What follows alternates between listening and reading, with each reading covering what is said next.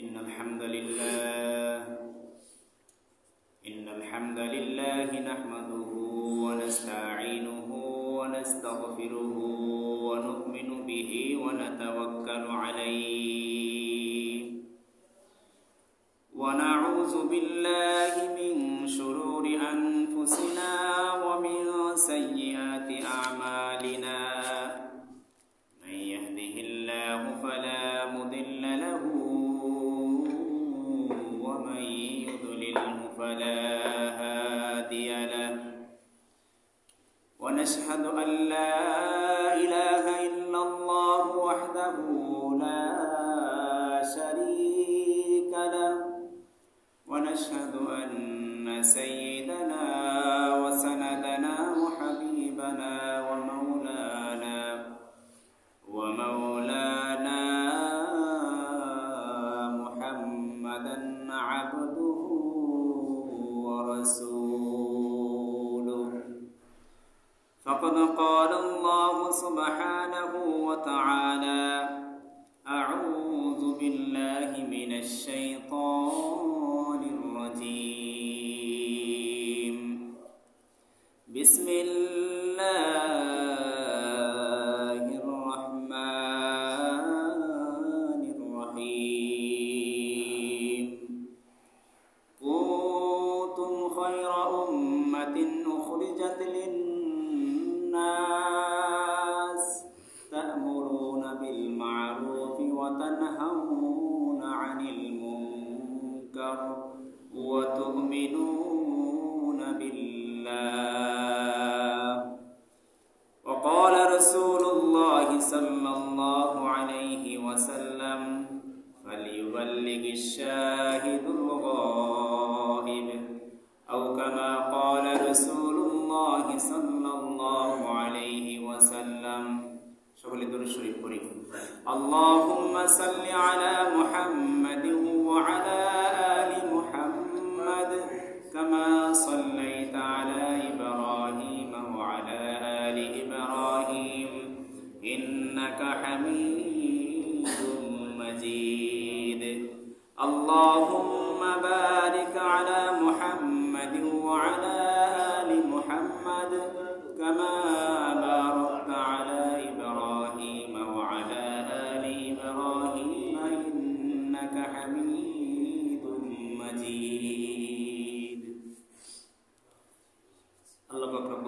দরবারে অসংখ্য শুকরিয়া যে মহান রব্বুল আলামিন আমাদেরকে আজকে এই পবিত্র জুমার দিনে আল্লাহ পাকের মহান 2 রাকাত হুকুম 2 রাকাত জুমার সালাত আদায় করার জন্য আল্লাহ তাআলা আমাদেরকে অত্যন্ত মহব্বত করে ভালোবেসে দুনিয়ার বিভিন্ন ব্যস্ততা বিভিন্ন ঝামেলা থেকে ফারেক করে আল্লাহ পাকের কুদরতি পায়ে সিজদা দেওয়ার জন্য মহান আল্লাহ তাআলা সুযোগ করে দিয়েছেন। এজন্য আমরা সকলে অন্তর থেকে শুকরিয়া আদায় করি আলহামদুলিল্লাহ। সম্মানিত মুসল্লিয়ানে কারাম, শাবান মাস শুরু হয়ে গেছে আজ থেকে। আজকে শাবান মাসের 1 তারিখ, তার মানে রমজানের আর হাতে গোনে 30 দিন বাকি বা 29 দিন বাকি, 1 মাস বাকি আছে রমজানের। রজব এবং শাবান মাস যখন আসতো নবীজি বেশি বেশি দোয়া করতেন। আমরা রজব মাসের আলোচনায় বলেছি আল্লাহুম্মা বারিক লানা ফি রজব ওয়া শাবান ওয়া বাল্লিগনা রমাদান। আল্লাহ তাআলা যেহেতু আমাদেরকে রজব মাস অতিবাহিত করে শাবান মাসে পৌঁছে দিয়েছেন, এখন আরো বেশি বেশি দোয়া করা যেন আল্লাহ তাআলা অন্তত রমজান পর্যন্ত যেন আমাদের হায়াতকে আরো বাড়িয়ে দেন। তো যাই হোক মুহতারাম হাজিরিন, আজকে আমরা এই সময়ের সংক্ষিপ্ত সময়ের মধ্যে আমরা একটা গুরুত্বপূর্ণ বিষয় নিয়ে কথা বলবো। সেটা হলো আমাদের ইজতেমা শুরু হয়েছে সারা বিশ্বব্যাপী, যেটাকে বিশ্ব ইজতেমা বলা হয়। আল্লাহ পাক এই বিশ্ব ইজতেমাকে বাংলাদেশের জন্য কবুল করেছেন, এই জন্য আমরা বলি আলহামদুলিল্লাহ। কিন্তু এই বিশ্ব ইজতেমাকে কেন্দ্র করে বা এই তাবলিগ জামাতকে কেন্দ্র করে আমাদের অনেকের ভুল ধারণা আছে। অনেকেই ব্যক্তিগতভাবে তাবলিগকে পছন্দ করে, আবার অনেকেই পছন্দ করে না। যারা পছন্দ করে না তাদের পক্ষ থেকে অনেক ধরনের প্রশ্ন শোনা যায় যে এই তাবলিগ ওরা কই থেকে পেল, 3 দিন 10 দিন, 1 চিল্লা 3 চিল্লা 1 সাল, এরপরে বিশ্ব ইজতেমায় যাওয়া, বিশ্ব ইজতেমায় দোয়ায় শামিল হওয়া, সব কিছুকে ঢালাভাবে বেদাত বলে অনেকেই প্রচার করে থাকে। তো আজকে আমরা এই সংক্ষিপ্ত সময়ের মধ্যে এই বিষয়গুলো জানার চেষ্টা করব যে আসলে সঠিক বিষয়টা কি। মোহতারাম হাজরিন, অনেকে যেহেতু তাবলীগের বৈধতা নিয়ে প্রশ্ন তুলেন, আল্লাহ পাক রব্বুল আলামিন এবং নবী আলাইহিস সালাতু ওয়াস সালাম হাদিসের মধ্যে, অসংখ্য হাদিসের মধ্যে এই তাবলীগের ব্যাপারে, দাওয়াত পৌঁছিয়ে দেওয়ার ব্যাপারে, মানুষের মধ্যে দ্বীনের কথাবার্তা পৌঁছিয়ে দেওয়ার ব্যাপারে অনেক আলোচনা করেছেন, অনেক হাদিস এসেছে। আল্লাহ পাক রব্বুল আলামিনের পবিত্র কালামের যে সমস্ত আয়াত এসেছে, আয়াতগুলো পর্যালোচনা করলে দেখা যায় তাবলীগ শুধু বৈধতার বিষয় না, বরং তাবলীগ হলো আমাদের জন্য একটা জরুরি বিষয়। কারণ আল্লাহ পাক রব্বুল আলামিন পৃথিবীর শুরু লগ্ন থেকে যত নবী দুনিয়াতে পাঠিয়েছেন, প্রত্যেকজন নবীর কাজে ছিল উম্মতের মধ্যে দাওয়াত দেওয়া, উম্মতের মধ্যে তাবলীগ করা। তাবলীগের ব্যাপারে যারা বিরোধিতা করে তারা আসলে জানে না তাবলীগ অর্থ কি, তাবলীগ জিনিসটা কি। তাবলীগ শব্দের অর্থ হলো পৌঁছিয়ে দেওয়া। আর ইসলামের পরিভাষায় বা ইসলামের ভাষায় যদি বলি, তাবলীগ বলা হয় যে আল্লাহ পাক রব্বুল আলামিনের বাণী এবং আল্লাহ পাক রব্বুল আলামিনের আদেশ নিষেধগুলোকে তার বান্দাদের কাছে পৌঁছিয়ে দেওয়া। সেটা 3 দিন তাবলীগে যাওয়ার মাধ্যমে হতে পারে, 10 দিনের মাধ্যমে হতে পারে, 40 দিনের মাধ্যমে হতে পারে, 3 চিল্লার মাধ্যমে হতে পারে। যার যেভাবে সুযোগ, যার যেদিকে প্রতিভা আছে, যার ওয়াজের প্রতিভা আছে, সেই ওয়াজের মাধ্যমে মানুষের কাছে আল্লাহ পাকের এই বিধানগুলো পৌঁছিয়ে দিবে। যার লেখনির সামর্থ্য আছে, সেই লেখনির মাধ্যমে, টিভি চ্যানেলের মাধ্যমে, বিভিন্ন পত্রপত্রিকার মাধ্যমে, আমরা এই জুমার বয়ানের মাধ্যমে, অর্থাৎ যার যেদিকে যোগ্যতা আছে সে সেই দিক বিবেচনা করে এই দাওয়াতগুলোকে আল্লাহর কাছে পৌঁছে, বান্দাদের কাছে পৌঁছে দেওয়ার নামই হলো দাওয়াত বা তাবলীগ। তবে সেখানে যদি মন করা কোনো কিছু, কেউ কোনো কিছু বলে থাকে, সেটার বিরোধিতা আমরা করতে পারি। কেউ যদি কোরআন হাদিস বহির্ভূত কোনো কিছু বলে, কোরআন হাদিসের অপব্যাখ্যা করে, সেটা ভিন্ন কথা। কিন্তু তাবলীগ হলো আল্লাহ পাকের এই আদেশ নিষেধ, হালাল হারাম, জায়েজ নাজায়েজ, এই বিষয়গুলোকে সাধারণ মানুষদের কাছে, বান্দাদের কাছে পৌঁছিয়ে দেওয়া, সেটাই হলো তাবলীগ। আল্লাহ পাক রব্বুল আলামিন কোরআনে এক জায়গার মধ্যে বলেছেন, ইয়া আইয়ুহার রাসূল বাল্লিগ মা উনজিলা ইলাইকা মির রাব্বিক ফাইন লাম তাফআল ফামা বাল্লাগতা রিসালাতা ফালিবাল্লিগিশ শাহিদুল গায়ব। আল্লাহ পাক রব্বুল আলামিন নবীজিকে উদ্দেশ্য করে বলতেছে তাবলীগ যে কতটা জরুরি।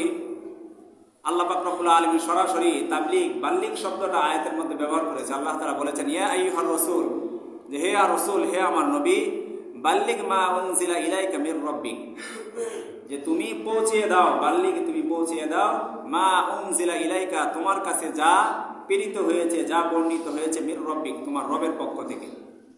নবীর উপরে আল্লাহ পাকের পক্ষ থেকে কি বর্ণিত হয়েছে?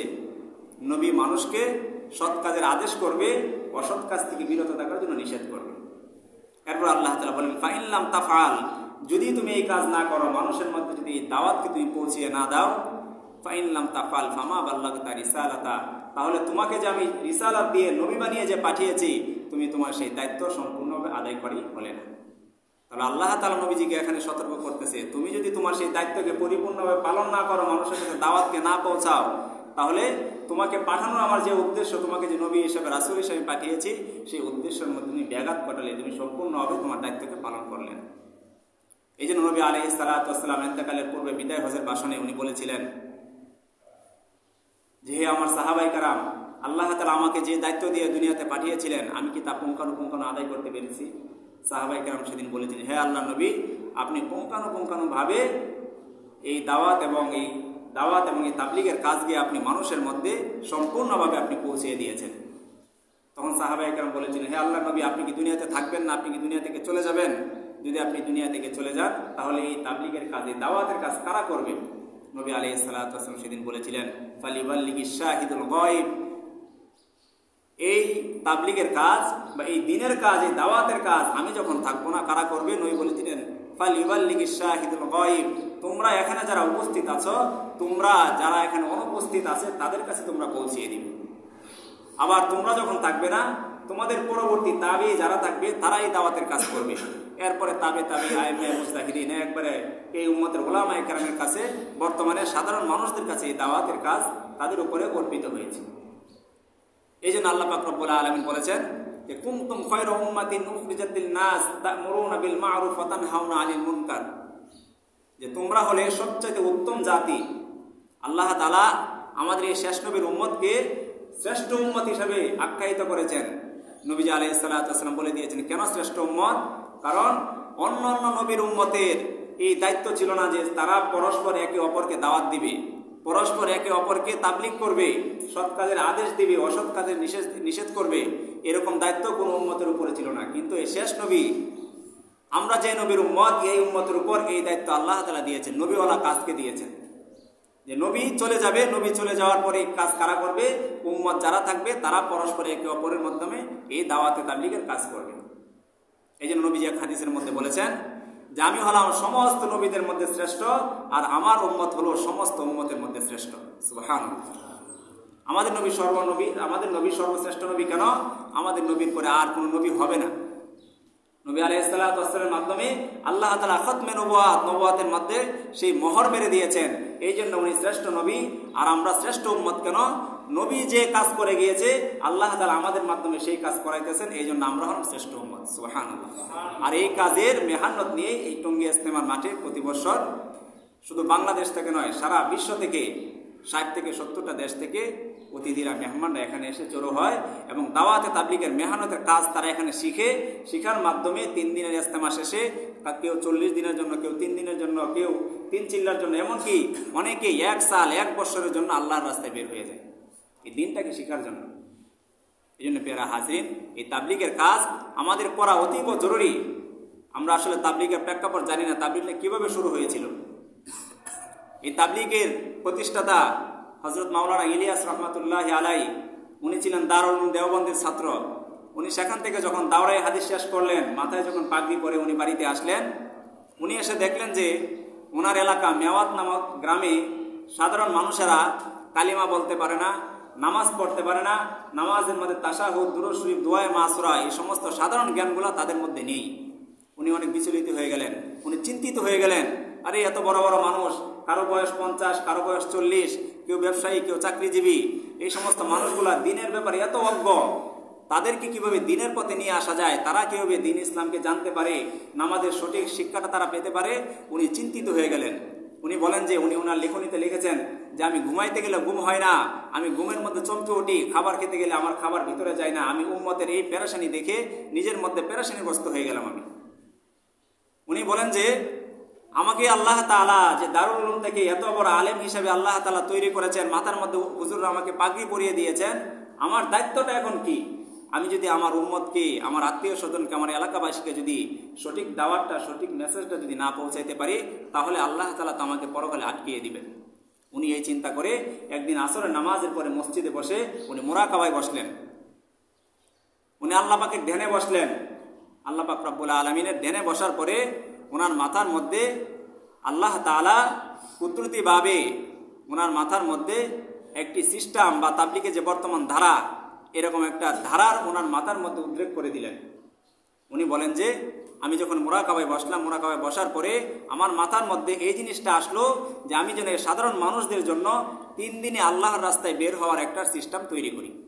কারণ সাধারণ মানুষ যারা চাকরি করে, যারা ব্যবসা করে, তাদেরকে মাদ্রাসায় ভর্তি করা সম্ভব না। তাদেরকে যদি মাদ্রাসায় ভর্তি করা হয় তাদের সংসার কিভাবে চলবে, তাদেরকে যদি মাদ্রাসায় ভর্তি করা হয় তাদের পরিবার কিভাবে চলবে। উনি এই চিন্তা থেকে ভাবলেন যে তাদেরকে 3 দিনের জন্য যদি আল্লাহর রাস্তায় বের করা যায়, অন্তত এই 3 দিনের মাধ্যমে তারা ওযুটা শিখতে পারবে, তারা কালিমাটা শিখতে পারবে, নামাজের ব্যাপারে কিছু সাধারণ ধারণা পাবে। এই চিন্তা থেকে উনি তাবলীগের এই কাজকে শুরু করলেন। এরপর থেকে 3 দিনের এই কাজ শুরু হলো। তো মোহতারাম হাজিরিন, আস্তে আস্তে এই কাজকে আল্লাহ তাআলা সারা বিশ্বব্যাপী পৌঁছিয়ে দিলেন। প্রিয় হাজিরিন, প্রতি বছর আমাদের দেশে বিশ্ব ইজতেমা অনুষ্ঠিত হয়। এই ইজতেমার ব্যাপারে আমাদের অনেকে ধারণা নেই, ইজতেমা কখন থেকে কিভাবে শুরু হয়েছে। ইজতেমার ইতিহাস ঘাঁটতে গেলে দেখা যায় যে 1948 সালে তাবলীগের যে দ্বিতীয় মুরব্বী রয়েছে মাওলানা ইউসুফ রহমাতুল্লাহি আলাইহি, উনি বাংলাদেশে আসেন। আসার পরে বাংলাদেশের প্রখ্যাত একজন আলেম ছিলেন আব্দুল আজিজ রহমাতুল্লাহি আলাইহি, ওনার মাধ্যমে 1948 সালে বর্তমান যে রমনা পার্কের মধ্যে কাকরাইল মসজিদ রয়েছে সেখানে সাধারণ ইজতেমা অনুষ্ঠিত হয়। তখন বিশ্ব ইজতেমা হিসাবে সেটা পরিচিতি লাভ করে না। এরপরে 1954 সালে দেখা যায় যে চট্টগ্রামের হাজী ক্যাম্পে এই ইজতেমা আবার পুনরায় অনুষ্ঠিত হয়। এরকম 1958 সনে এই ইজতেমাকে আবার নারায়ণগঞ্জে সেই সিদ্ধিরগঞ্জে অনুষ্ঠিত হয়। এরপর 1960, 1962 এবং 65 সনে বর্তমানে যে রমনা পার্ক রয়েছে সেই রমনা পার্কের খোলা ময়দানের মধ্যে ইজতেমা অনুষ্ঠিত হয়। এরপরে যখন বাংলাদেশ স্বাধীনতা অর্জন করলো, এরপরে দেখা গেল যে মানুষের সমাগম, বহির্বিশ্ব থেকে মানুষ এখানে আসতে শুরু করেছে। তখন সাধারণভাবে যেন মানুষ আরামে শান্তিতে যেন ইজতেমার এই কাজগুলোকে করতে পারে, তখন সেই টঙ্গীর তুরাগ তীরে 1972 সালে এই ইজতেমার কার্যক্রম শুরু হয়, যা এখন পর্যন্ত চলে আসতেছে আলহামদুলিল্লাহ। মোহতারাম হাজরিন, এই ইজতেমার কাজ একে একে এখন পর্যন্ত চলতেছে। সারা বিশ্ব থেকে মানুষ এখানে আসে, সারা দেশের মানুষ এখানে আসে, দাওয়াতের মেহনত, তাবলিগের মেহনত নিয়ে তারা এখানে আসে এবং দেখা যায় যে সাধারণ মানুষের মধ্যে সেই দাওয়াতের কাজ নিয়ে তারা পৌঁছে যায়। এই জন্য মোহতারাম হাজরিন, আল্লাহ পাক রব্বুল আলামিন এই দাওয়াতে তাবলিগের কাজ সারা বিশ্বব্যাপী পৌঁছে দিয়েছেন। এই দাওয়াতের কাজ নবীরা করেছেন, নবীদের পরে, নবীদের যে সময় আমাদের শেষ নবীর পরে সাহাবাই কেরাম এই দাওয়াতের কাজ করেছেন। তারা দাওয়াতের বিভিন্ন মেহনত নিয়ে তারা দেশ কি দেশ, এক এলাকা ছেড়ে আরেক এলাকা, এক ডিস্ট্রিক্ট ছেড়ে আরেক ডিস্ট্রিক্ট, এরকম বিভিন্ন জায়গায় তারা পৌঁছে গিয়েছেন। ঠিক তাবলিগের সেই কাজটাই এখন সাধারণ মানুষেরা করতেছে। কিন্তু এই তাবলিগের কাজটাকে অনেক সময় আমরা অনেকে প্রশ্নবিদ্ধ করি যে তাবলিগের এই চিল্লা করতে গিয়ে আসলো, তাবলিগের এই কাজ করতে গিয়ে আমরা মসজিদের মধ্যে অবস্থান করি, তো মসজিদে তো অবস্থান করা যায় না। অনেকে এরকম বিভিন্ন প্রশ্ন করা হয়। আবার তাবলিগের 6টা উসুল রয়েছে, কালিমা, নামাজ, ইলম ও জিকির, ইকরামুল মুসলিমিন, সহিহ, দাওয়াতে তাবলিগ। এই 6 উসুল কই থেকে পেল? ইসলামের ভিত্তি হলো 5টা, কালিমা, নামাজ, যাকাত, হজ এবং রোজা। এই 5টার বাইরে তাবলিগেরা এই 6টা উসুল কই পেল? এরকম বিভিন্ন ধরনের প্রশ্ন আসে। প্রথমত কথা হলো, যারা তাবলিগের দাওয়াতের মধ্যে যায় তারা মসজিদের মধ্যে অবস্থান করে। মসজিদে অবস্থান করা সাধারণত জায়েজ নেই, তবে শরীয়তের কোনো কাজের ব্যাপারে, দিনের কোনো কাজের ব্যাপারে যদি মানুষ সেখানে অবস্থান করে তাহলে সেটা শরীয়ত সম্মতি হিসেবে জায়েজ রয়েছে। যেরকম আমরা দেখি রমজান মাসে, আমরা রমজানের যখন শেষ দশকে উপনীত হই, রমজানের 21 রোজা থেকে নিয়ে 30 রোজা পর্যন্ত আমরা এতেকাফের মধ্যে বসি, তখন এতেকাফে বসার মাধ্যমে মানুষেরা মসজিদের মধ্যে অবস্থান করে। মসজিদে অবস্থান করার মাধ্যমে আল্লাহ পাকের সমস্ত ইবাদত করে এবং দুনিয়াবি তার যে হাজতগুলো রয়েছে সেই হাজতগুলো সে পূর্ণ করে। এর প্রেক্ষিতে উলামায়ে কেরাম বলেন যে তাবলিগের যে কাজটা, এটা হলো একটা দ্বীনি কাজ।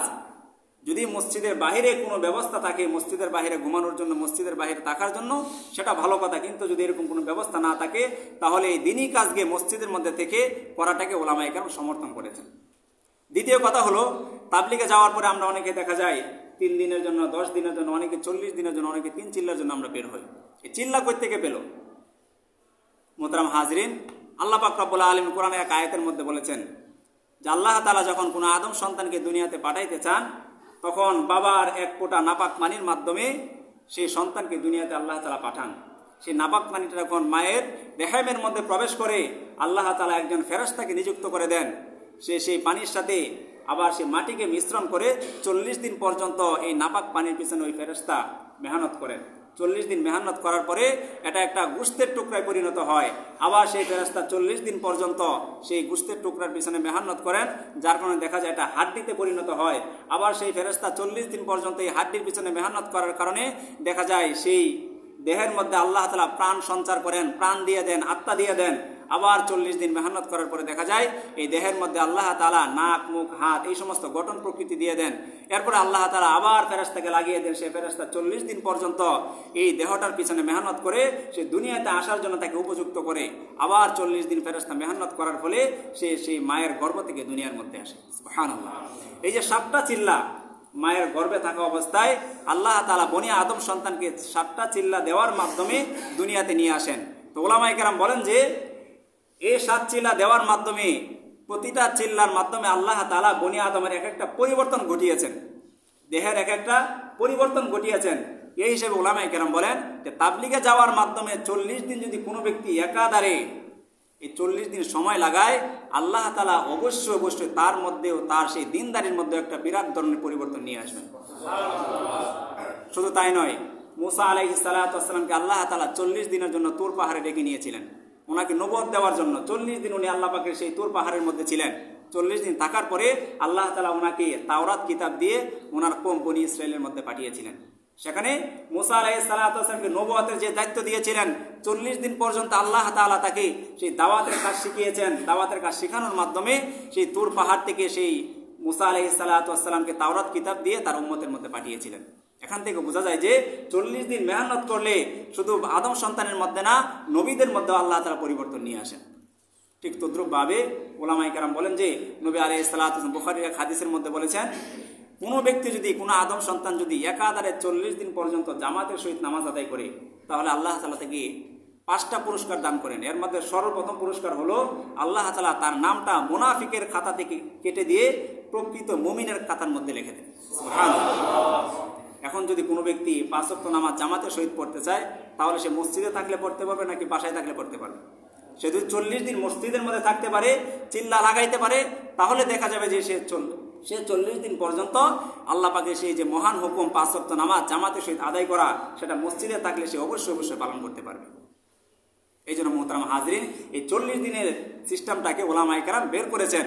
তবে এটা এরকম একটা নিয়ম, আমরা যখন দেখি কোনো ভার্সিটিতে, কোনো স্কুলে বা কোনো কলেজে যখন আমরা যাই, দেখা যায় যে কলেজে একটা রুলস থাকে, সেখানে কিছু ইউনিফর্ম থাকে, সেখানে কিছু সকালবেলা সময় মতো উপস্থিত হতে হয়। এই সমস্ত বিষয়গুলো কিন্তু কোরআন এবং হাদিসের মধ্যে নেই। তবে প্রতিষ্ঠানের স্বার্থে, শিক্ষার্থীদের শিক্ষার স্বার্থে এরকম বিভিন্ন নিয়ম শিক্ষার্থীদের উপরে প্রতিষ্ঠান কর্তৃক চাপিয়ে দেওয়া হয়। ঠিক তদ্রুপভাবেও তাবলীগের যে কাজটা 3 দিন 10 দিন 1 চিল্লা 3 চিল্লা, এটা দাওয়াতের এই কার্যক্রমটাকে যেন সুন্দরভাবে যেন প্রতিষ্ঠা লাভ করা যায়, মানুষের মধ্যে যেন দাওয়াতের এই কাজটাকে যেন সুন্দরভাবে পৌঁছে দেওয়া যায়, এই জন্য ওলামায়ে কেরাম এরকম একটা সুন্দর সিস্টেমের, এরকম একটা তরিকার ব্যবস্থা করেছেন। ঠিক তদ্রুপভাবে আরেকটা প্রশ্ন আসে আমাদের মধ্যে যে আল্লাহ পাক রব্বুল আলামিন তো এই উম্মতকে ইসলামের ভিত্তি দিয়েছেন 5টা: কালিমা, নামাজ, হজ, যাকাত এবং রোজা। তো তাবলীগের মধ্যে হলো 6 উসুল: কালিমা, নামাজ, ইলম ও জিকির, ইকরামুল মুসলিমিন, সহিহ নিয়ত এবং দাওয়াতে তাবলীগ। তো এই 6 কাজ কিভাবে পেল? এখানে তো যাকাত নেই, এখানে রোজা নেই, এখানে হজের কথা নেই, তাহলে তাবলীগের এই মূলনীতি, এই 6টা মূলনীতি তো পরিপূর্ণ হলো না। অনেকে এই প্রশ্ন করে থাকেন। মোহতারাম হাজরিন, আল্লাহ তাআলা কোরআনের বিভিন্ন জায়গায় বিভিন্ন সূরার মধ্যে 6 কাজের কথা উল্লেখ করেছেন। এই 6 কাজের কথা না, বিভিন্ন 6 কাজের কথা আল্লাহ তাআলা উল্লেখ করেছেন, যেগুলোর মধ্যে হজের কথাও নেই, যেগুলোর মধ্যে রোজার কথাও নেই। যেরকম আল্লাহ পাক রব্বুল আলামিন সূরা বাকারার শুরুতে আল্লাহ তাআলা বলেছেন, আলিফ লাম মিম যালিকাল কিতাব লা রাইবা ফীহি হুদাল লিল মুত্তাকিন আল্লাযীনা ইউমিনুনা বিল গায়ব। আল্লাহ তাআলা বলেছেন, ওই সমস্ত লোক হলো হেদায়েত প্রাপ্ত এবং সফল কাম যারা গায়েবের প্রতি ঈমান আনে, আল্লাহকে না দেখার পরেও তারা বিশ্বাস করে যে আল্লাহ একজন আছে। তো প্রথম হলো গায়েবের প্রতি ঈমান আনা, আল্লাযীনা ইউমিনুনা বিল গায়ব ওয়া ইয়াকিমুনাস সালাত। 2 নম্বরে আল্লাহ তাআলা বলেছেন এবং নামাজ কায়েম করে। এরপর আল্লাহ তাআলা বলেন, ওয়াল্লাযীনা ইউমিনুনা বিল গায়ব বিমা উনজিলা ইলাইকা, এবং তারা ঈমান আনয়ন করে হে নবী আপনার উপরে যা অবতীর্ণ করা হয়েছে, অর্থাৎ কোরআনের উপরে তারা ঈমান আনয়ন করে। ওমা উনজিলা মিন ক্বাবলিক। 4 নম্বরে আল্লাহ তাআলা বলেন, এবং আপনার পূর্ববর্তী নবীদের উপরে যে সমস্ত কিতাব নাজিল করা হয়েছিল সেগুলোর উপরেও তারা ঈমান আনে। আল্লাহ পাক রব্বুল আলামিন একে একে এই কাজগুলো বলতেছেন, আল্লাযীনা ইউমিনুনা বিল গায়ব ওয়া ইয়াকিমুনাস সালাতা ওয়া ইউতুনাজ যাকাতা। আল্লাহ তাআলা বলেছেন, যারা আল্লাহ পাকের প্রতি ঈমান আনে, গায়েবের প্রতি, এবং সালাত কায়েম করে, এবং আল্লাহ তাআলা তাদেরকে যে অর্থ সম্পদ দিয়েছে সেখান থেকে তারা সাধ্যমতো ব্যয় করে, এবং আখিরাতের প্রতি ঈমান আনে, এবং আপনার প্রতি আমি যা অবতীর্ণ করেছি তার প্রতি তারা ঈমান আনে, এবং আপনার পূর্ববর্তী উম্মতের প্রতি যা নাজিল করেছিলাম তার প্রতি তারা ঈমান আনে। এই যে 6টা বিষয়, এখানে 6টা বিষয় বলার পর আল্লাহ তাআলা বলতেছেন, উলাইকা হুমুল মুফলিহুন। যাদের মধ্যে এই 6টা গুণ রয়েছে তারাই হলো সফল কাম। তাহলে মোহতারাম হাজরিন, দেখা গেল যে এখানে 6টা বিষয়ের মধ্যে আল্লাহ তাআলা হজের কথাও বলেন নাই, আল্লাহ পাক রব্বুল আলামিন রোজার কথাও বলেন নাই। তাহলে আল্লাহ পাক রব্বুল আলামিন যে এখানে 6 জিনিসের কথা বলেছেন, এটা কি মিথ্যা? এটা কখনো মিথ্যা হতে পারে না। বরং প্রকৃতপক্ষে যদি এই 6টা জিনিসকে যদি রিসার্চ করা হয়, 6টা জিনিসের মধ্যে যদি গবেষণা করা হয়, তাহলে দেখা যাবে যে 6টা জিনিসের মধ্যে আল্লাহ পাক রব্বুল আলামিন ব্যাখ্যা সাপেক্ষে রোজার কথাও নিয়ে এসেছেন, হজের কথাও নিয়ে এসেছেন। ঠিক তদ্রুপভাবে উলামায়ে কেরাম তাবলীগের এই উসুলটাকে, তাবলীগের নিয়মটাকে জারি করার জন্য তারাও হিকমত খাটিয়ে এই 6টি জিনিস এখানে রেখেছেন। প্রথমে ওনারা রেখেছেন কালিমা। কালিমার কথা কোরআন এবং হাদিসের মধ্যে অবশ্যই রয়েছে। এরপরে 2 নম্বরে তাবলীগের উসুল হলো নামাজ। নামাজের কথা কোরআন এবং হাদিসের মধ্যে রয়েছে। 3 নম্বরে হলো ইলম ও জিকির। ইলমের আলোচনা এবং জিকিরের আলোচনা আল্লাহ তাআলা কোরআন এবং হাদিসের মধ্যে করেছেন। 4 নম্বরে হলো ইকরামুল মুসলিমিন। মুসলমান ভাইয়ের কাজে সহযোগিতা করা, তাকে বিভিন্ন কাজে সহযোগিতার মাধ্যমে তার কাজটাকে এগিয়ে দেওয়া, এটার আলোচনা আল্লাহ তাআলা কোরআন এবং হাদিসের বিভিন্ন জায়গার মধ্যে নবীজি করেছেন। ঠিক তদ্রুপভাবে নবী আলাইহিস সালাতু ওয়াস সালামের বিভিন্ন হাদিসের মধ্যে এই কথা এসেছে। ঠিক তদ্রুপভাবে তাবলীগের যে আরেকটা উসুল সহিহ নিয়ত, নিজের নিয়তকে সহি করে নেওয়া। এই নিয়ত সহি করার ব্যাপারে কোরআন এবং হাদিসের মধ্যে অসংখ্য আয়াত এবং হাদিসের মধ্যে অসংখ্য হাদিস এসেছে। 6 নম্বরে হলো দাওয়াতে তাবলীগ, অর্থাৎ আল্লাহ পাকের সেই দিনকে সাধারণ মানুষের মধ্যে পৌঁছে দেওয়ার জন্য আল্লাহর রাস্তায় সফরে বের হয়ে যাওয়া। এই ব্যাপারে আল্লাহ তাআলা কোরআন এবং হাদিসের মধ্যে অসংখ্য জায়গায় আয়াত নাজিল করেছেন। তাহলে দেখা গেল যে তাবলীগের যে 6 উসুল, কালিমা, নামাজ, ইকরামুল মুসলিমিন, ইলম ও জিকির, সহিহ দাওয়াতে তাবলীগের সমস্ত বিষয় কোরআন এবং হাদিস থেকে নেওয়া। মোহতারাম হাজরিন, এই দাওয়াতের কাজ যেহেতু আল্লাহ পাক রব্বুল আলামিন এখন আর নবী আসবে না, নবীর পরবর্তী আমাদের এই কাজটা এই সাধারণ উম্মতের উপরে পড়েছে। এই জন্য আল্লাহ তাআলা বলেছেন খায়রু উম্মাতিন উখরিজাত লিন-নাস কুনতুম খায়রু উম্মাতিন, যে তোমরাই হলে উত্তম জাতি, উখরিজাত লিন-নাস, তোমাদেরকে পাঠানো হয়েছে মানুষের কল্যাণের জন্য। তোমরা তোমাদের কি কাজ করবে? তা'মুরুনা বিল মা'রুফ ওয়া তানহাউনা আনিল মুনকার, তোমরা মানুষকে সৎ কাজের আদেশ করবে এবং মানুষকে অসৎ কাজ থেকে বিরত রাখবে। তাহলে আমরা যদি দাওয়াতে তাবলীগের কাজ করতে পারি, মানুষকে সৎ কাজের আদেশ করতে পারি, মানুষকে অসৎ কাজে নিষেধ করতে পারি, তাহলে দেখা যাবে যে আমরা উত্তম জাতি হিসেবে পরিণত হব। প্রিয় হাজির, সর্বশেষ কথা হলো, যারা দাওয়াত এবং এই তাবলীগের কাজ করবে, আল্লাহ পাক রব্বুল আলামিন কোরআনের মধ্যে বলেছেন, নবীজি হাদিসের মধ্যে বলেছেন, তাদের জন্য 5টা পুরস্কার রয়েছে। তারা 5টা সফলতা অর্জন করবে, 5টা সুফল তারা দেখতে পাইবে। এর মধ্যে নবী আলাইহিস সালাতু ওয়াস সালাম বলেছেন যে, এরপরে আল্লাহ পাক রব্বুল আলামিন বলেছেন সূরা আলী ইমরানের 104 নম্বর আয়াতের মধ্যে বলেছেন, যারা দাওয়াত এবং তাবলীগের কাজ করবে, মানুষের মধ্যে সাধারণ দাওয়াতকে, এই দিনের দাওয়াতকে, হালালকে, হারামকে, মানুষের মধ্যে জায়েজ না জায়েজ এই বিষয়গুলোকে পৌঁছিয়ে দিবে, আল্লাহ পাক রব্বুল আলামিন তাদেরকে সফল মুমিন হিসেবে কোরআনের মধ্যে উল্লেখ করেছেন। সুবহানাল্লাহ। যারা এই দাওয়াতের কাজ করবে তাদেরকে সফল মুমিন হিসেবে আল্লাহ তাআলা উল্লেখ করেছেন 104 নম্বর আয়াতের মধ্যে সূরা আল ইমরানের। ঠিক তদ্রুপভাবে 2 নম্বরে আল্লাহ পাক রব্বুল আলামিন সূরা হামিম আর সিজদার 33 নম্বর আয়াতের মধ্যে বলেছেন, যারা এই দাওয়াত এবং তাবলীগের কাজ করবে তাদের কথাই হলো সর্বশ্রেষ্ঠ কথা। সুবহানাল্লাহ। দুনিয়াতে আমরা কত ধরনের কথা বলে থাকি, এর মধ্যে সর্বোত্তম কথা হলো যারা দুনিয়াতে থাকা অবস্থায় সাধারণ মানুষের মধ্যে দাওয়াতের কাজ করবে, সাধারণ মানুষকে দিনের দিকে আহ্বান করবে, তাদের কথাই হলো শ্রেষ্ঠ। আল্লাহ তাআলা বলেছেন, ওয়ামান আহসানু কাওলাম মিম্মান দাআ ইলাল্লাহ, তার কথার চাইতে আর উত্তম কথা কার হতে পারে? ওয়ামান আহসানু কাওলাম মিম্মান দাআ, তার কথার চাইতে উত্তম কথা আর কার কথা হতে পারে? যে ব্যক্তি মানুষকে দিনের দিকে ডাকে এবং সে বলে যে ওয়াকালা ইন্নানি মিনাল মুসলিমিন, আমি হলাম একজন মুসলমানদের অন্তর্ভুক্ত। সুবহানাল্লাহ। তার মানে আল্লাহ পাক রব্বুল আলামিন বলতেছেন, যারা দাওয়াত এবং তাবলীগের কাজ করবে তাদের এই মেহান্নতের ফলে তারা যে কথাবার্তাগুলো বলবে, দিনী কথাবার্তাগুলো বলবে, দাওয়াত দিবে, তাওহীদ, রিসালাত, আখিরাত, এই সমস্ত বিষয়গুলো নিয়ে যখন মানুষের সাথে কথাবার্তা বলবে, এই কথাগুলো হয়ে যাবে দুনিয়াতে সর্বশ্রেষ্ঠ কথা। সুবহানাল্লাহ। ঠিক তদ্রুপভাবে মুসলিম শরীফের 6657 নম্বর হাদিসের মধ্যে নবীজি বলেছেন যে, যারা দাওয়াত এবং তাবলীগের কাজ করবে, দাওয়াত দেওয়ার মাধ্যমে যদি সে 10 জন ব্যক্তিকে, একজন ব্যক্তিকে যদি সে হেদায়েতের উপরে আনতে পারে, সেই দ্বীন ইসলামের পথে আনতে পারে, সে নামাজ পড়িয়ে দিতে পারে, ভালো একটা নেক কাজের প্রতি উৎসাহিত করতে পারে, তাহলে নবীজি বলেন যে যে ব্যক্তিকে দাওয়াত এবং তাবলীগের মেহান্নতের মাধ্যমে এই সুন্দর একটা সিস্টেমের উপরে নিয়ে আসবে, হেদায়েতের উপর নিয়ে আসবে, সে যতদিন পর্যন্ত ইবাদত করবে, তার আমল নামা থেকে সে যে পরিমাণ নেকি অর্জন করবে, ওই দাওয়াত দেনেওয়ালার আমল নামায় এসে তার একটা নেকির পরিমাণ জমা হবে। সুবহানাল্লাহ। এবং যে ব্যক্তি এই কাজগুলা করবে তার আমল নামায় কোনো কমতি করা হবে না। আমরা রোজার সময় অনেকে মনে করি যে সারাদিন রোজা রাখার পরে অন্যজনের সাথে ইফতার করলে নিজের রোজার সওয়াব বা নিজের রোজার নেকি তার আমল নামায় হয়তো চলে যাবে। বিষয়টা এরকম না। রমজান মাসে যেরকম একজনকে ইফতার করাইলে তার রোজার কোনো পরিমাণ সওয়াবের ঘাটতি হয় না, ঠিক তদ্রুপভাবে যারা দাওয়াত দেওয়ার মাধ্যমে মানুষকে হেদায়েতের উপরে নিয়ে আসবে, ওই মানুষটা যতদিন পর্যন্ত এরকম ভালো কাজ করবে, তার আমল নামা থেকে কোনো প্রকার নেকি কম করা হবে না, বরং সে যে নেকি অর্জন করবে সেই সমপরিমাণ নেকি ওই দাওয়াত দেনেওয়ালার আমল নামার মধ্যে আল্লাহ তাআলা দিয়ে দিবেন। সুবহানাল্লাহ। ঠিক তদ্রুপভাবে নবীজি হাদিসে শেষ অংশে বলেন, যদি কোনো ব্যক্তি কাউকে খারাপ কাজের দিকে আহ্বান করে, কাউকে গুনাহের দিকে আহ্বান করে, আর সেই ব্যক্তি গুনাহের মাধ্যমে সে গুনাহ অর্জন করে, তাহলেও ওই দাওয়াত দেনেওয়ালা যে দাওয়াত দেওয়ার মাধ্যমে তাকে গুনাহ করিয়েছে, তার আমল নামায় গিয়েও সেই গুনাহের একটা অংশ তার আমল নামায় জমা হবে। এই জন্য মোহতারাম হাজরিন, দাওয়াত দেওয়ার কাজের মাধ্যমে সবচেয়ে বড় ফায়দা হলো, আপনি নামাজ পড়তেছেন, আপনি রোজা রাখতেছেন, বলা যায় না আপনার নামাজ রোজা কবুল হচ্ছে কিনা, কিন্তু একটা ব্যক্তিকে যদি আপনি তাকে দাওয়াত দিয়ে নামাজের মধ্যে যদি দাঁড় করিয়ে দিতে পারেন, তার সেই নামাজ পড়ার মাধ্যমে সে যে পরিমাণ সওয়াব অর্জন করলো, আপনিও ঠিক সেই পরিমাণ সওয়াব অর্জন করবেন।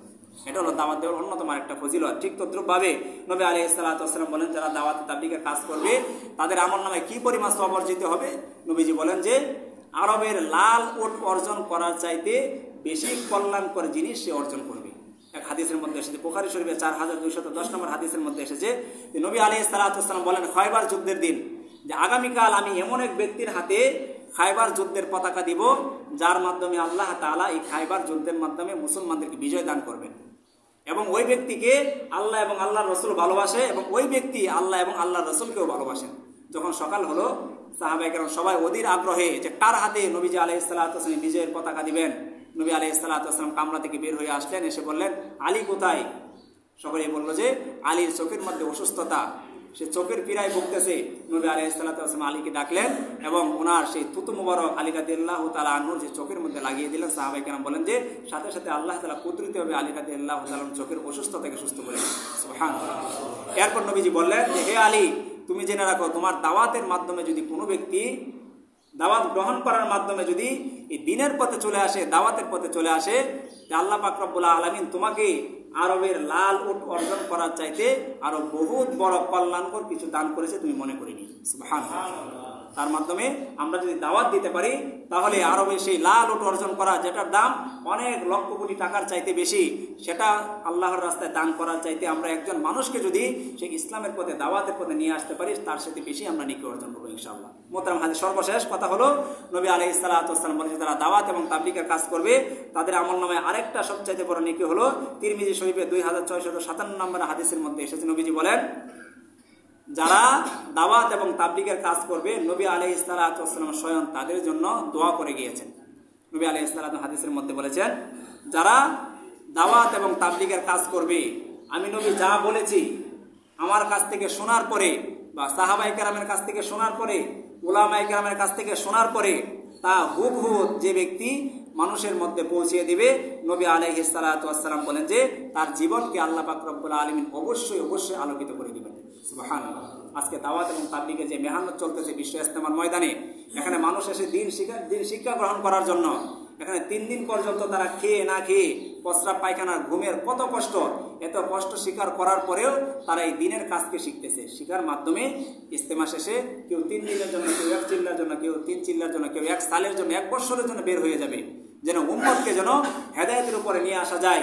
যে উম্মত আজকে নামাজের কি কি ফরজ রয়েছে, ওযুর কি কি ফরজ রয়েছে, নামাজ কিভাবে পড়তে হবে, সূরা কেরাত কোনো কিছুই জানে না, তারা নিজের খেয়ে নিজের পকেটের টাকা খরচ করে নিজের জান মাল সময়কে বের করে অন্য ভাইয়ের কাছে গিয়ে সেই দাওয়াতকে তারা পৌঁছিয়ে দিচ্ছে। মোহতারাম হাজরিন, আমাদের উচিত আমাদের কাছ থেকে খুবই কাছে ইজতেমার ময়দান, অন্তত কিছু সময় নিয়ে ইজতেমার ময়দানে যাওয়া এবং উলামায়ে কেরামের মুখ থেকে সেই কুরআন এবং হাদিসের মুখ নিংস্ত সেই কথাগুলোকে শোনা এবং নিজের মধ্যে সেই পরিবর্তনগুলো নিয়ে আসা। আল্লাহ পাক রব্বুল আলামিন যেন আমাদেরকে তাবলীগের ব্যাপারে আরও জানার তৌফিক দান করেন এবং সবার মধ্যে যেন আমরা এই দিনের কাজগুলোকে ছড়িয়ে দিতে পারি, তাবলীগের কাজ যেন সারা বিশ্বকে ছড়িয়ে দিতে পারি। আল্লাহ পাক রব্বুল আলামিন আমাদের সবাইকে কবুল করুক, যারা সুন্নাত করি না তারা সুন্নাত করি।